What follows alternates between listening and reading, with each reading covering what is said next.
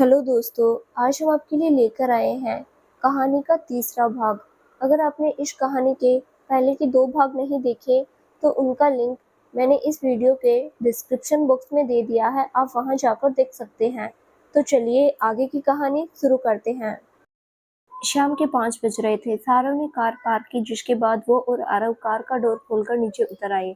आरव ने पीछे की सीट से 2 शॉपिंग बैग निकाले और दोनों अपने घर के अंदर की ओर बढ़ गए।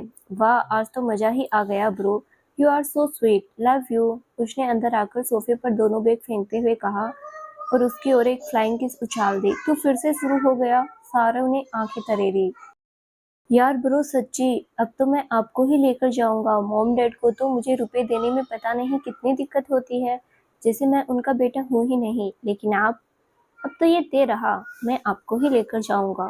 उसने सोफे की दूसरी तरफ पसरते हुए कहा। राधा, मेरे लिए कॉफी लाना प्लीज। अब तक सारव भी सोफे पर बैठकर आवाज लगाते हुए राधा से बोला, जो इस वक्त किचन में थी। राधा, मेरे लिए भी, आरव भी चिल्लाया। अच्छा ब्रो, आपको मजा आया ना? वैसे शुक्र है बारिश के टाइम में हम मॉल में थे, वरना कहीं खुले में होते तो बहुत भीग जाते। अचानक से कितनी तेज बारिश आ गई थी। खैर जो भी हो, बहुत मजा आया। क्या हुआ, आप अभी भी चुप हो? आपको मजा नहीं आया क्या? उसने जब सारव को शांत देखा तो पूछ लिया। कुछ नहीं बे, एक तो मेरी जेब ढीली करवा दी तूने और ऊपर से सोच रहा है कि मैं खुश भी हूँ, उसने अपनी नकली गुस्सा दिखाते हुए कहा। इस दौरान उसने अपनी उदासी को बहुत सफाई से छिपा लिया था। अब तक उनकी मॉम भी वहां आ चुकी थी। वो लोग काफी देर तक वहां बैठकर आपस में बातें कर रहे थे। फिर सारा उठकर अपने रूम में आ गया। उसने अपने कपड़े चेंज किए और बालकनी में आ गया। उसने अपना फोन निकाला और निकिता की पिक देखने लगा। फिर फोन को साइड में रखकर वो चुपचाप आसमान को तकने लगा। दिन में बारिश होने के बाद काफी जोर से हवाएं चलने की वजह से बादल अब काफी हद तक छंट चुके थे, लेकिन फिर भी इक्का दुक्का सफेद रुई के फाहे से बादलों के छोटे टुकड़े आसमान में तैर रहे थे, जिन पर अब ढलते सूरज की लाल किरणें पड़ने की वजह से वो सफेद के साथ नारंगी रंग के नजर आ रहे थे। उसके चेहरे पर एक अलग सा खालीपन नजर आ रहा था। उसे रह रहकर निकिता की याद आ रही थी। उसका मन कर रहा था उससे बात करने का, पर दूसरी तरफ उसका मन ये भी कर रहा था कि निकिता खुद चलकर उसे कॉल करे, जो कि अभी संभव नहीं लग रहा था। अभी वो बैठा सोच ही रहा था कि तभी उसके फोन की रिंग बजी। उसने फोन चेक किया तो आयशा की कॉल आ रही थी। उसने फोन को वापस रख दिया क्योंकि इस वक्त वो अकेला रहना चाहता था, वो किसी से बात नहीं करना चाहता था।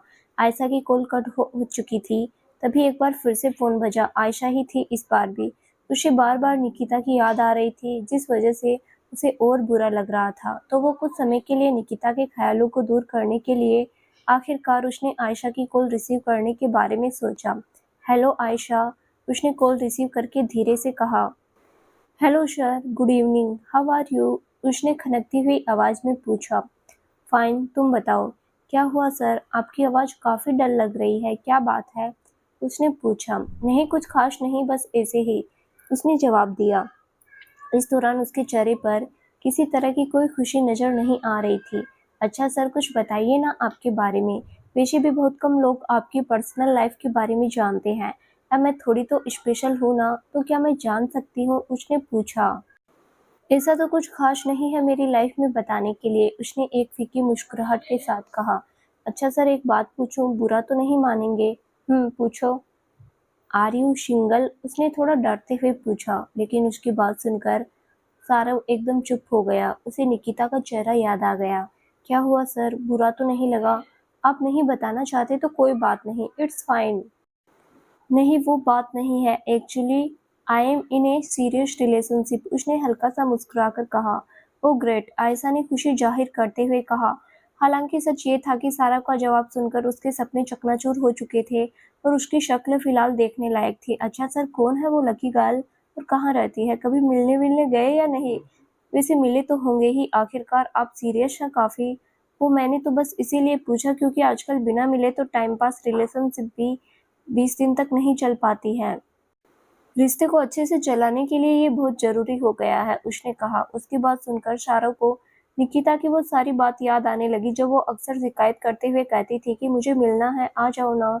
जयपुर कौन सा इतनी दूर है, मेरी सभी फ्रेंड्स अपने बॉयफ्रेंड्स के साथ अक्सर घूमती हैं। एक तुम्हारे पास ही मेरे लिए वक्त नहीं है। कितना टाइम हो गया है हमें साथ में।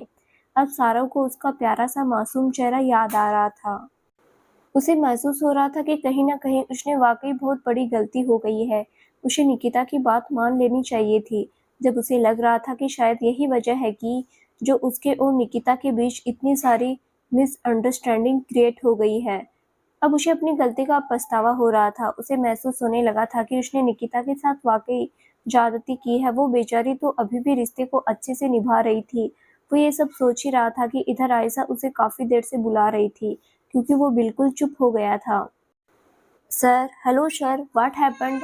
आप चुप क्यों हो? वो अभी भी कॉल पर थी। हाँ आयशा बोलो, उसने जैसे नींद से बाहर आते हुए कहा। क्या हुआ सर, आप कुछ बोल नहीं रहे थे? उसने पूछा। कुछ नहीं, वो बस कुछ सोच रहा था। अच्छा आयशा, मैं अभी कॉल कट कर रहा हूँ। एक्चुअली मुझे एक ज़रूरी काम है। Really sorry. हाँ, and thank you so much. उसने जल्दी से कहा।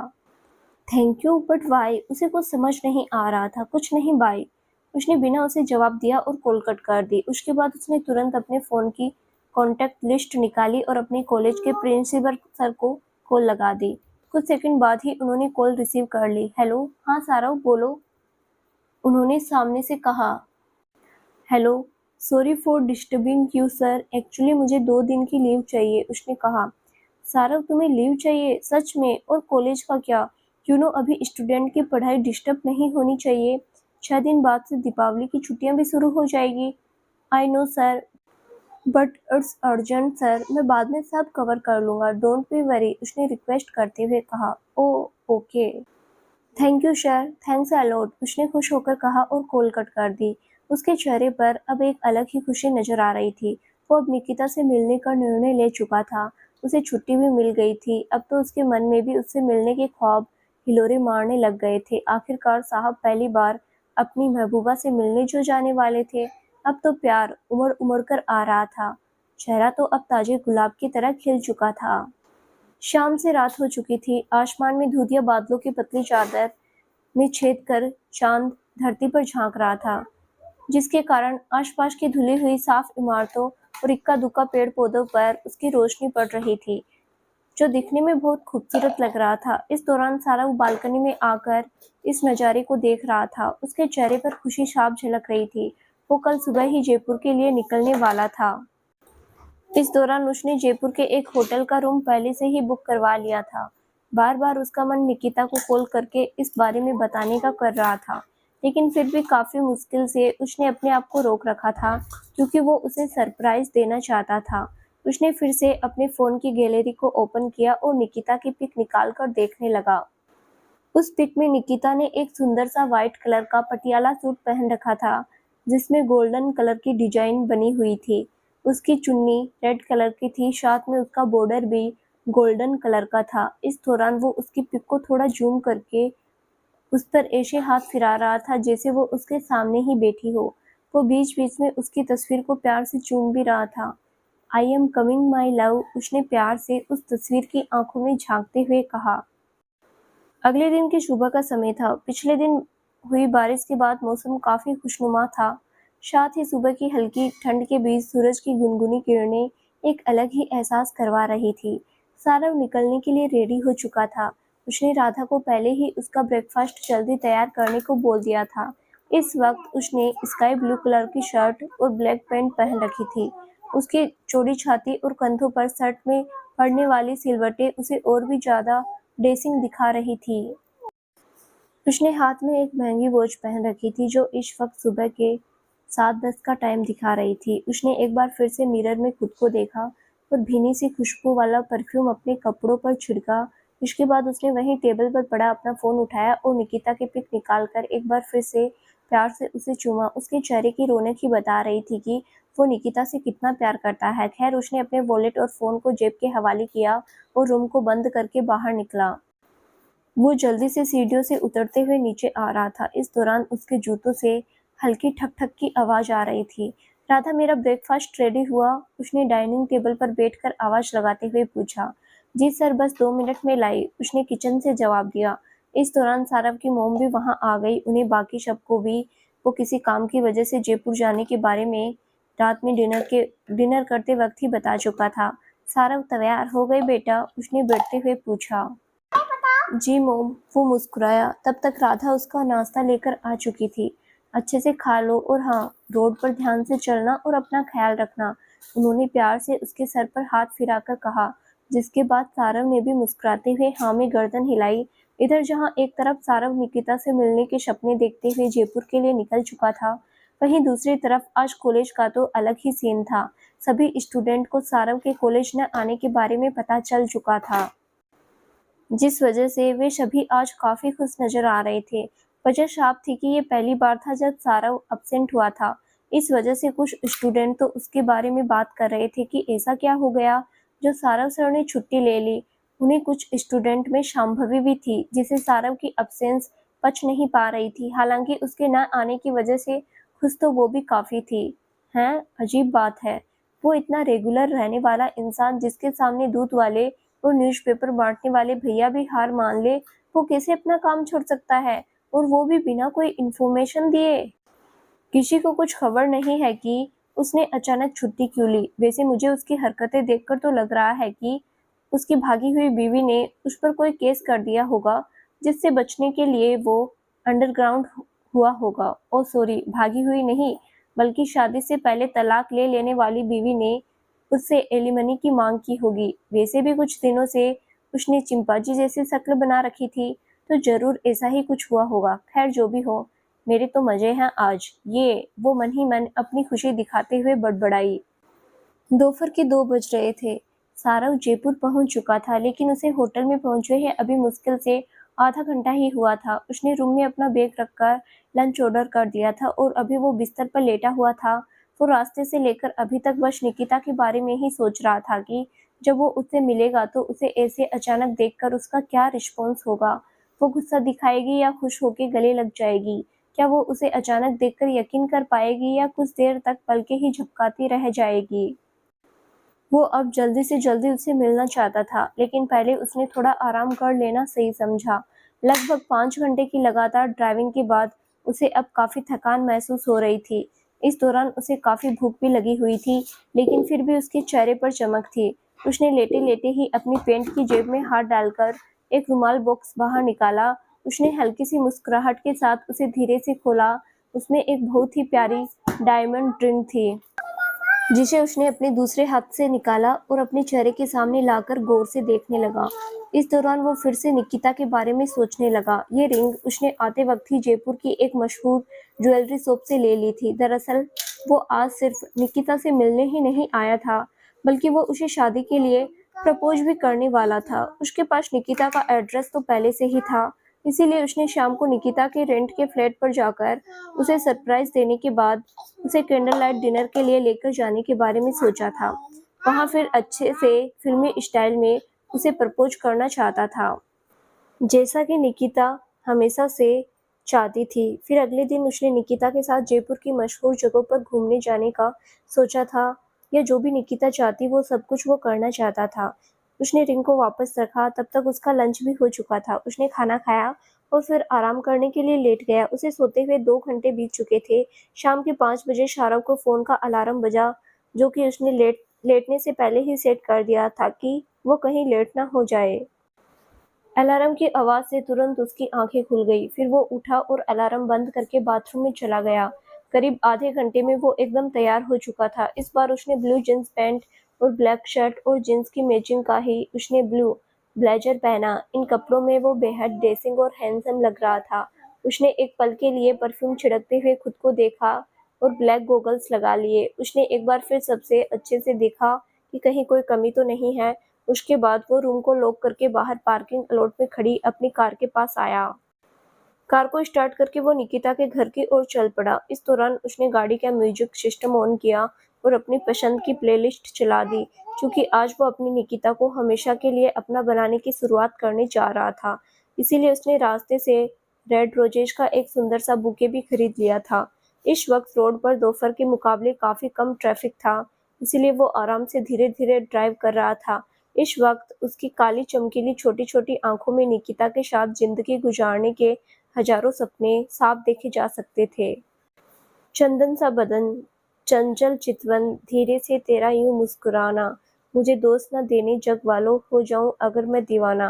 म्यूजिक सिस्टम के साथ वो भी धीरे धीरे से गुनगुनाते हुए उसकी प्यारी सी मुस्कुराहट को अपनी आंखों में देखने के लिए आगे बढ़ रहा था। सूरज पश्चिम के आसमान में छिपने की तैयारी कर चुका था और शाम का धुंधलका धीरे धीरे उस खूबसूरत गुलाबी शहर को अपने आगोश में लेने के लिए बढ़ रहा था। स्ट्रीट लाइट्स ऑन हो चुकी थी। ज्यादातर पिंक कलर की बिल्डिंग्स वाले इस शहर की खूबसूरती इस वक्त रंग बिरंगी लाइट्स में भी देखी जा सकती थी।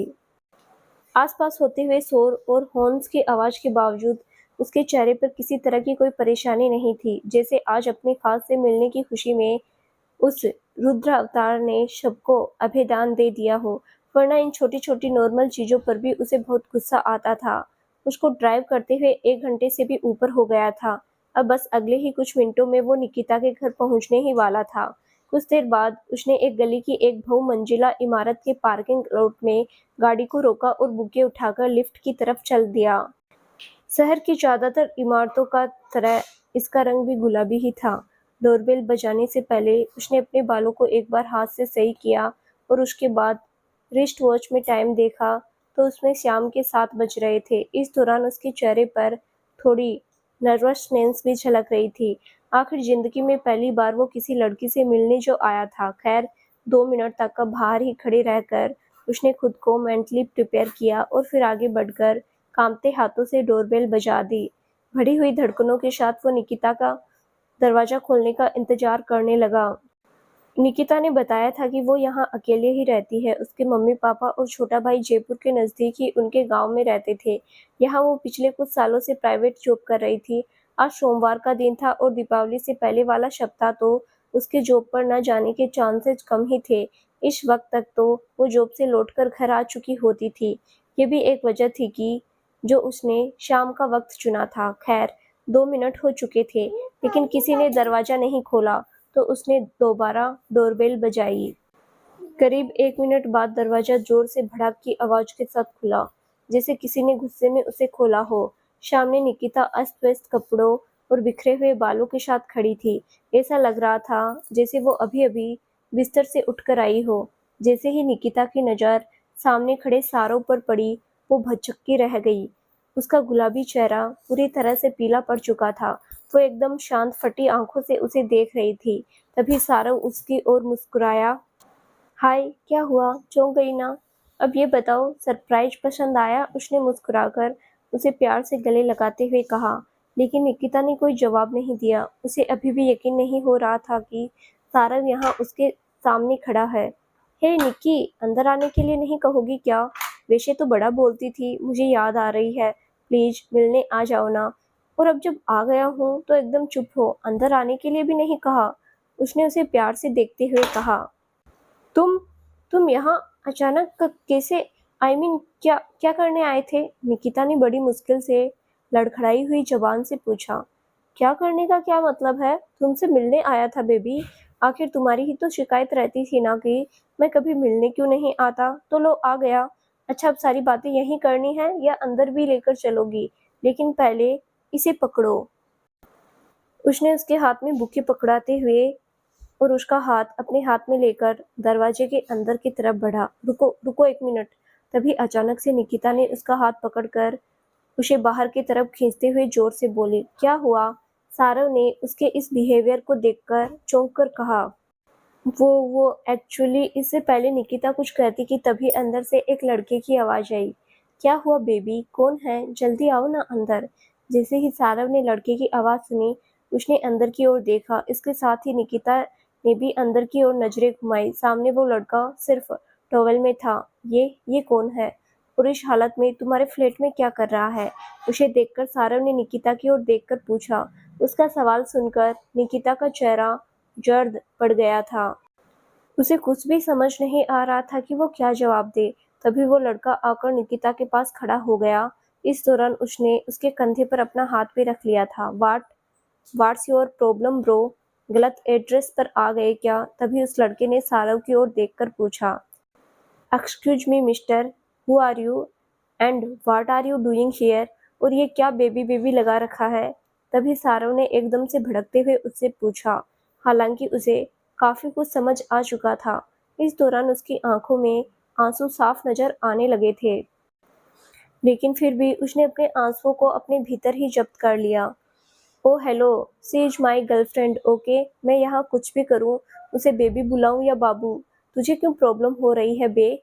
उसने गुस्से से सारव की ओर बढ़कर कहा, लेकिन तभी सारव ने उसको गर्दन से पकड़ लिया। इस दौरान निकिता को कुछ समझ नहीं आ रहा था कि वो क्या करे। Oh, your girlfriend, okay. Enjoy your day, buddy. I have no problem. I respect her love. अगर वो सच में मुझसे प्यार करती होती ना, तो मैं अभी इसी वक्त तुम्हें जिंदा जमीन में गाड़ देता। बट बी केयरफुल ब्रो, ऐसी लड़कियां किसी को भी धोखा दे सकती है। उसने हिकारत से निकिता की ओर देखकर कहा और उस लड़के की गर्दन को छोड़ दिया। निकिता भी इस दौरान कांप रही थी। उसने सोचा भी नहीं था कि वो इस तरह से हो जाएगा, लेकिन सारव ने उसके बोलने का इंतजार नहीं किया। अगले ही पल वो पीछे मुड़ा और तेज कदमों से चलता हुआ बाहर निकलने लगा। तभी पीछे से निकिता दौड़कर आई और उसने उसकी बाह पकड़ ली। सारव प्लीज रुको, मेरी बात तो सुनो। जैसा तुम समझ रहे हो वैसा कुछ नहीं है। वो जस्ट मेरा फ्रेंड है और कुछ नहीं। Please trust me baby. Please ऐसे नाराज होकर मत जाओ। तुम गलत समझ रहे हो। प्लीज अंडरस्टैंड ना। उसने लगभग गिड़गिड़ाते हुए कहा, मैं गलत समझ रहा हूँ? हाँ, मेरी शक्ल पर तुम्हें बेवकूफ़ का टेक नजर आ रहा है। मुझे सब कुछ समझ आ चुका है। यही वजह थी ना निक्की, जो तुम रात भर ऑनलाइन रहती थी, मुझे बोलती थी कि तुम पर शक ना करूं। वाह, मेरे भरोसे का ये सिला दिया ना तुमने। खैर, अब तुम मुझे कुछ भी समझाने की कोशिश मत ही करो। उसने गुस्से से कहा। नहीं, ऐसा कुछ नहीं है, मैं बताती हूँ ना। वो तुम्हें अभी भी शर्म नहीं आ रही?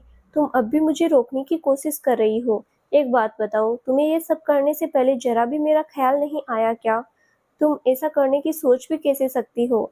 हाँ, माना हम लॉन्ग डिस्टेंस रिलेशनशिप में थे। हाँ, मैं नहीं आ पाया तुमसे मिलने, तो तुम ये सब करोगी? मैंने तो क्या सोच रखा था कि तुम्हें सरप्राइज दूंगा, लेकिन यहाँ यहाँ तो मुझे ही सरप्राइज मिल गया। खैर कोई बात नहीं, अच्छा हुआ जो अभी तुम्हारा असली चेहरा मेरे सामने आ गया, वरना क्या पता आगे तुम और कौन कौन से गुल खिलाती। मैं अब हमेशा के लिए तुम्हें अपनी ज़िंदगी से बाहर फेंक रहा हूँ। मुझे कभी भी कॉल मत करना और मिलने की तो कोशिश भी मत करना, वरना फिर मैं अपनी हद भूल जाऊँगा और फिर तुम्हारा वो हश्र होगा जो तुमने कभी सोचा भी नहीं होगा। Please live your life and stay out of mind. उसने ज़ोर से उसका हाथ झटका और बाहर निकल आया। उसने तुरंत अपनी कार स्टार्ट की और तेजी से धूल उड़ाते हुए निकल गया। इस दौरान निकिता उसके पीछे भागकर बाहर तक आई थी, लेकिन उसने उसकी तरफ मुड़कर भी नहीं देखा। कुछ मिनट बाहर ही खड़े रहने के बाद वो वापस बिल्डिंग के अंदर आ गई। इस दौरान उसका चेहरा उतरा हुआ था। हे बेबी, लीव ना, चलो हम रूम में चलते हैं। उस लड़के ने उसका हाथ पकड़ते हुए कहा। चुप करो, दिमाग मत खराब करो मेरा। तुम्हारी वजह से आज वो मेरे हाथ से निकल गया। कहाँ तो सोच रही थी पैसे वाला बंदा है, लाइफ सेट हो जाएगी, साथ में थोड़ी बहुत इंजॉयमेंट भी हो जाया करेगी। एक तो पता नहीं उस सड़ू के मन में आज कहाँ से रोमांस का कीड़ा कुलबुलाने लगा, जो अचानक से यहाँ बेमौसम बरसात की तरह टपक पड़ा और मेरे सारे अरमानों पर पानी फेर दिया। निकिता ने उसे डांटते हुए कहा। इस दौरान उसके चेहरे पर गुस्सा साफ झलक रहा था। इधर दूसरी तरफ सारव बहुत तेज स्पीड से गाड़ी भगाई जा रहा था। इस दौरान उसका चेहरा गुस्से से लाल नजर आ रहा था। उसके दिमाग में बार बार वो सीन हथौड़े की तरह चोट कर रहा था। उसकी आंखों के सामने का नजारा अब धुंधला होने लगा था। तभी उसकी आंखों से दो बूंद आंसू नीचे टपके। इस वक्त उसे ऐसा महसूस हो रहा था जैसे उसके सीने में कोई ज्वालामुखी धधक रहा हो। उसकी आंखों में अब आंसुओं के साथ अंगारे भी भर चुके थे। उसकी आंखों में बराबर गर्म आंसू नीचे झर रहे थे। लगभग 1.25 घंटे से ऊपर के रास्ते को 40 मिनट में नापकर इस वक्त वो होटल पहुंच चुका था। वो गाड़ी से निकलकर जल्दी से अपने रूम में गया और बैग लेकर रिसेप्शन पर की लौटाई और पेमेंट करके तुरंत अपनी कार को वापस स्टार्ट करके दिल्ली की ओर रुख कर दिया। करीब 3 घंटे बिना रुके लगातार ड्राइव करने के बाद वो जयपुर से दूर हाईवे पर था। इस वक्त रात के 12 बजने वाले थे। उसने अचानक से वहीं गाड़ी रोक दी। वहां दूर दूर तक आबादी का कोई नामो निशान भी नहीं था। इस वक्त वहां चांद के अलावा बस आते जाते वाहनों के हेडलाइट्स की रोशनी ही थी। उसने किनारे खड़ी कार की और उसके बाद फ़ोन निकालकर उसके चैट्स पढ़ने लगा, जहाँ उसने बहुत प्यारी-प्यारी बातें बोली हुई थी। न जाने कितने सपने दिखाए थे उसे। इस वक़्त उसे वो सब पढ़कर उसे हँसी आ रही थी। भीगी आ भीगी आँखों के साथ वो ज़ोर-ज़ोर से ठहाके लगाकर हँसने लगा। कई देर तक हँसते हुए आखिरकार वो चुप हो गया। उसने वो सारी चैट्स डिलीट कर दी और अपने फ़ोन की गैलरी ओपन करके उसकी फ़ोटोज़ देखने लगा। क्या बोला था तुमने कि तुम्हें सलवार सूट पसंद नहीं, पर सिर्फ मेरे लिए तुम मेरा गिफ्ट किया हुआ ये सूट पहनती थी, क्योंकि मुझे पसंद है, मैं खुश हो जाऊँ। क्या बोलती थी ये चूड़ियाँ, ये झुमके, ये सब तुम मुझे खुश करने के लिए पहनती थी। क्या ख़ाक तुमने मेरी खुशियों के बारे में सोचा था? अरे तुमने तो मेरी सारी खुशियों को आग ही लगा दी और हाँ, अब मैं भी तुम्हारी सारी चीज़ों को आग लगा दूँगा। कितने कितने सारे सपने देखे थे हमने, हमारी छोटी सी फैमिली, हमारा सुंदर सा आशियाना, लेकिन आज आज पता चला कि वो रेत के महल बनाए थे हमने। आखिरकार इस रेत के समंदर में रहते हुए वही तो बनाना सीखा था तुमने, और आज एक ठोकर से वो सारे महल भर भरा कर गिर पड़े। सब बर्बाद कर दिया तुमने, सब कुछ। आखिर क्यों किया तुमने ऐसा निकी?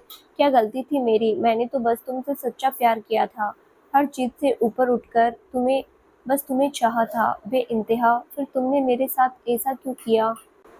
प्यार नहीं था तो बता देती, लेकिन मेरे प्यार का मजाक क्यों बनाया? उस 2 कौड़ी की औकात से लड़के से भी छोटा बना दिया तुमने मुझे। क्यों किया ऐसा? क्यों? उसने जोर से चीख कर कहा। इस दौरान उसका पूरा चेहरा आंसुओं से भीग चुका था।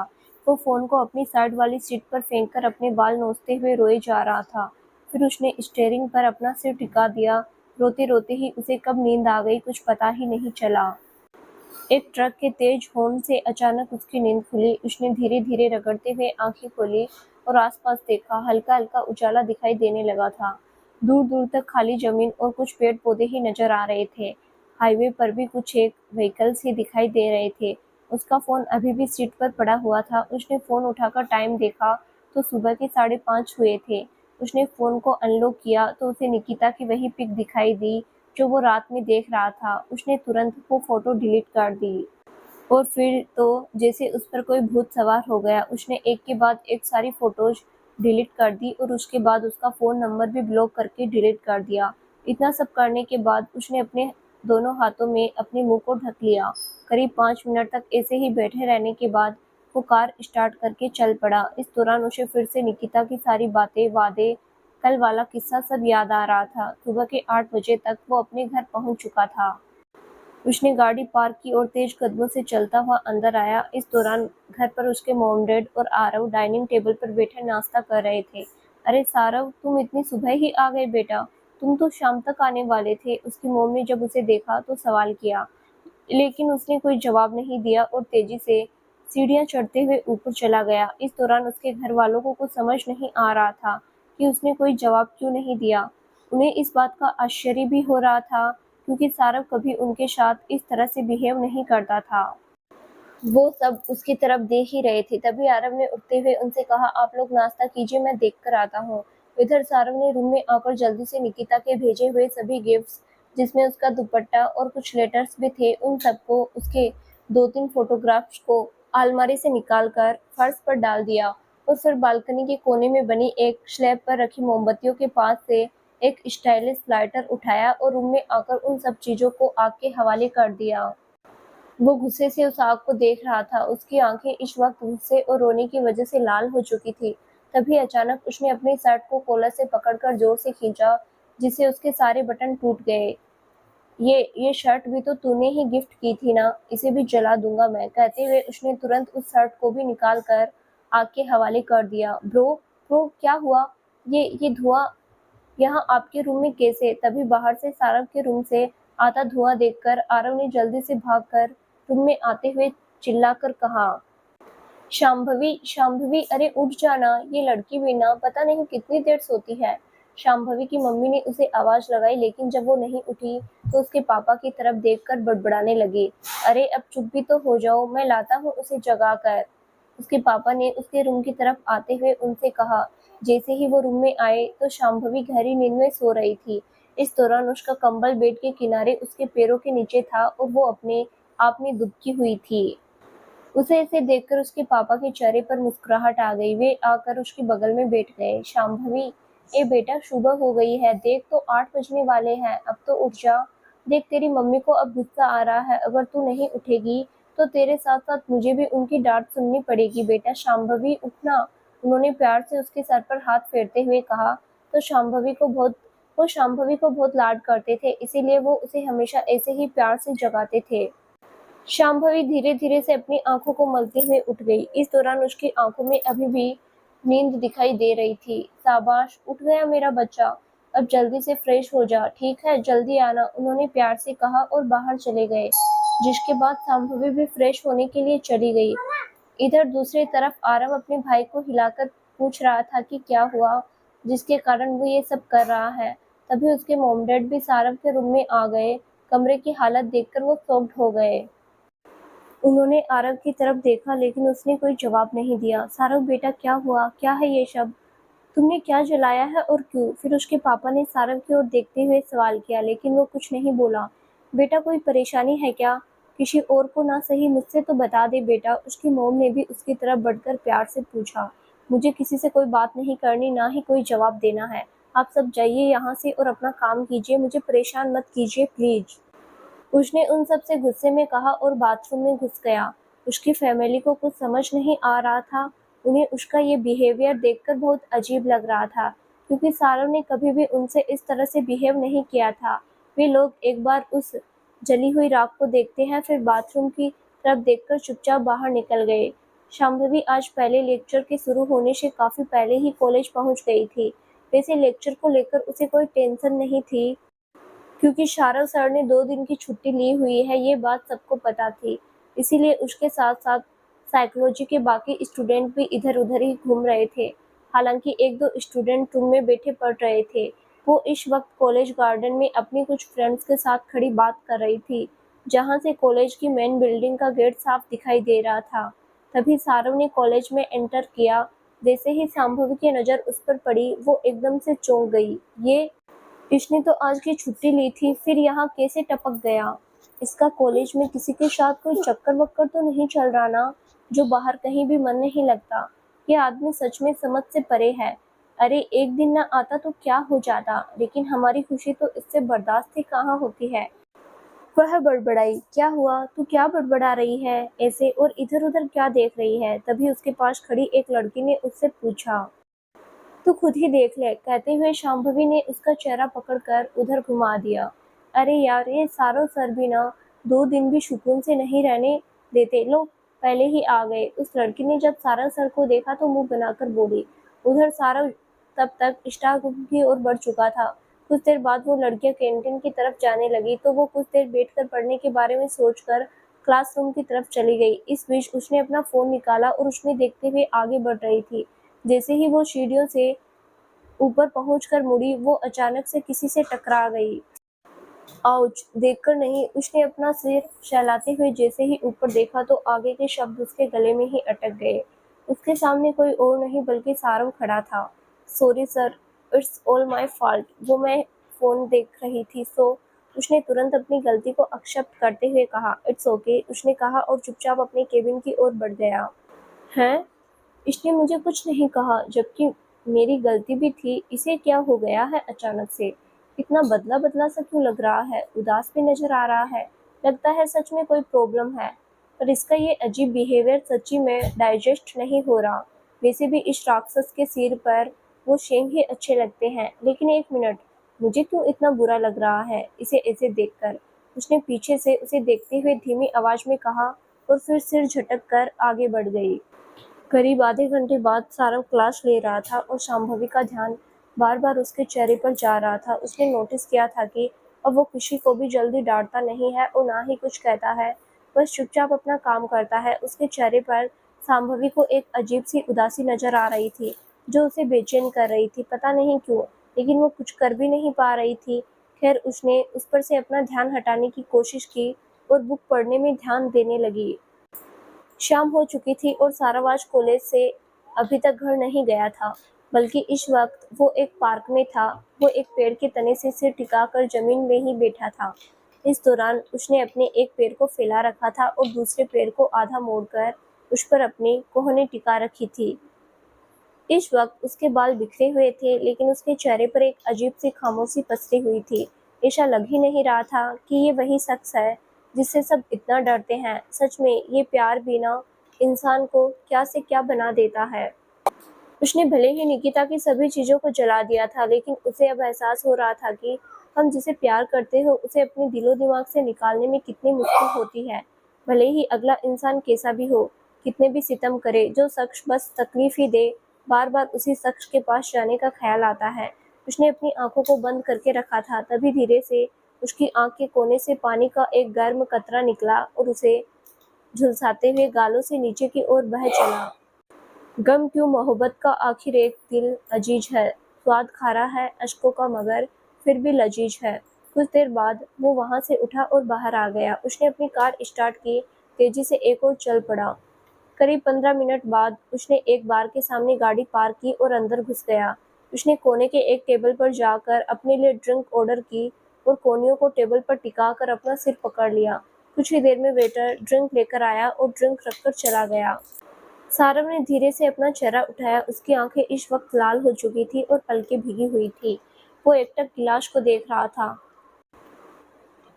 उसका दिमाग बार बार उसके सामने वो मंजर ला रहा था जब उसने निकिता के घर में देखा था। लोगों से सुना था कि उसने की शराब हर गम को भुला देती है। आज उसे भी इस शराब में अपना हमदर्द नजर आ रहा था, जो उसके हर दर्द को पीने वाला था। उसने धीरे से अपने हाथ बढ़ाए और गिलास उठा लिया। धीरे धीरे गिलास और उसके कांपते सुर्ख होठों के बीच का फासला कम होने लगा। वो गिलास को मुंह से लगाने ही वाला था कि तभी अचानक से रुक गया। उसने फिर से कोशिश की, लेकिन वो पी नहीं पाया। उसने जोर से अपना हाथ टेबल पर दे मारा। आज उसके असूल उन दोनों के बीच आ गए थे। वो उठा और बिल पे करके बाहर निकल गया। इस वक्त उसके चेहरे पर गुस्सा साफ झलक रहा था, क्योंकि वो चाहकर भी अपना दर्द, अपनी तकलीफ कम नहीं कर पा रहा था। वो निकिता की यादों से कोसों दूर रहना चाहता था, लेकिन वो थी कि उसका पीछा ही नहीं छोड़ रही थी। उसे समझ नहीं आ रहा था कि वो ऐसा क्या करे जिससे उसे उसकी याद न आए। उसने कार स्टार्ट की और अपने घर की तरफ चल पड़ा। इस दौरान कभी उसके चेहरे पर गुस्सा नजर आ रहा था, तो कभी आंखों में आंसू, जैसे दिमाग भी अचानक से अपना काम करना भूल गया हो। वो करीब 1.5 घंटे बाद अपने घर पहुंच चुका था, जहां उसके मॉम डैड और आरव उसका वेट कर रहे थे। वो शब्द उसे कई बार कॉल कर चुके थे, लेकिन उसने एक बार कॉल रिसीव करके परेशान न करने के लिए बोलने के और अलावा कुछ नहीं कहा था। जब उन्होंने सारव को देखा तो उसकी मॉम ने आवाज़ लगाई, बेटा कहाँ थे, क्या हुआ? अच्छा अब जल्दी से चेंज करके आओ, डिनर रेडी है, हम सब वेट कर रहे हैं। मुझे भूख नहीं है, मैंने खाना खा लिया है, आप लोग खा लीजिए, कहकर वो तेजी से सीढ़ियां चढ़ने लगा। हालांकि उसने कुछ नहीं खाया था, लेकिन कोई परेशान न करे इसीलिए उसने झूठ बोल दिया था। उसने अपने रूम में आकर दरवाजा बंद किया और बाथरूम में घुस गया। उसने शावर ऑन किया और कपड़ों और जूतों के साथ ही उसके नीचे खड़ा हो गया। पानी उसके सिर के ऊपर तो गिर ही रहा था, साथ ही उसकी आंखों से भी लगातार बह रहा था। काफी देर तक ऐसे ही खड़े रहने के बाद वो धम से फर्श पर बैठ गया। इस दौरान उसने शावर बंद नहीं किया था। वो ऐसे ही बैठा हुआ था, जैसे उसे ठंड महसूस ही ना हो रही हो। करीब 2 घंटे ऐसे ही बेसुध बैठे रहने के बाद उसने उठकर शावर बंद किया। उसने टॉवल लिया और लड़खड़ाते हुए बाहर आ गया। इस दौरान उसे अब ठंड महसूस होने लगी थी। उसने जल्दी से कपड़े निकाले और चेंज करने के लिए वापस बाथरूम में चला गया। कुछ देर बाद वो कंबल लेकर बेड पर लेट गया। इस दौरान उसे अब काफी ठंड लग रही थी। उसने कस के कंबल को अपने चारों ओर लपेटा और सोने की कोशिश करने लगा। इधर दूसरी तरफ रात के 11:30 बज रहे थे। शांभवी इस वक्त बुक्स रखकर अनिमेश से बात कर रही थी।